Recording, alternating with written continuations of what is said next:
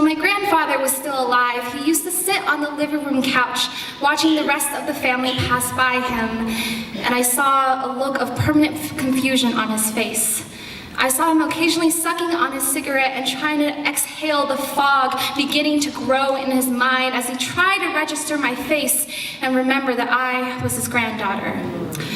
After my grandfather's death from Alzheimer's, my mother lit a candle every day from him, and when the house would smell of burning incense, I knew it was his memories rising from the ashes.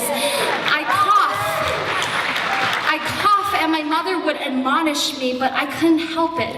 Ever since he died, my mother had become so overprotective. I longed to break out of this house because everything reminded me that we are always in a state of dying. I did not want to be there to see my own mother forgetting again where she has placed the keys. So somehow it's become easier to yell at her to just try harder, Mom, just try harder. Can't you remember? Than to admit that I'm scared for the both of us. I'm scared of leaving in the fall because the season always reminds me how quickly time passes. When the leaves turn crimson and fall from their branches, nature just wants you to think that dying can be beautiful, but I know better. I know how easily the body can betray itself, because in his final stages of Alzheimer's, my grandfather fell down like a baby, trying to walk for the first time. I saw the muscles of his mouth tremble to speak and make sense of the world around him, but nature is so cruel, it does not even give you the opportunity to fight back. But the body and the skin want so badly to remember.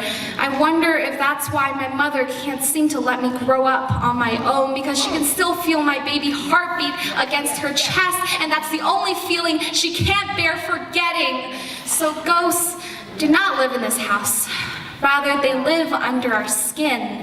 The skin of my grandfather before he died shriveled up like leaves in autumn, and the memories became buried too deep in the wrinkles, so we all stopped digging.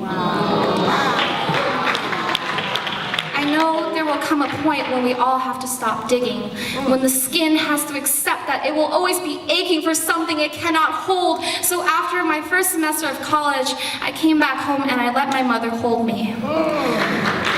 When she was unwilling to let go, I vowed to start preparing for the day that she too will forget. I planned to memorize every pigment of every moment so I can later paint collages on the roof so that she will always wake up to memories. When my mother comes to me and asks me where she was born, I will cook baitai until the aroma of her homeland is permanent. When my mother asks me where she currently lives, I will ink the whole layout of the city onto her arms, covering up the scars from a tragic marriage. When my mother asks me where the scars on her arms are from, I will not remind her. And when my mother asks me who is her daughter, I will hang mirrors on every wall of the house so that she can see that we have the same eyes and the same mouth, and when the day comes that even that fails, I will place my hand in hers, replacing a cradle of a ghost for the real thing. She will find my hands lined up against hers, the same exact length, the same knobbly fingers. My mother will find me right at the fingertips.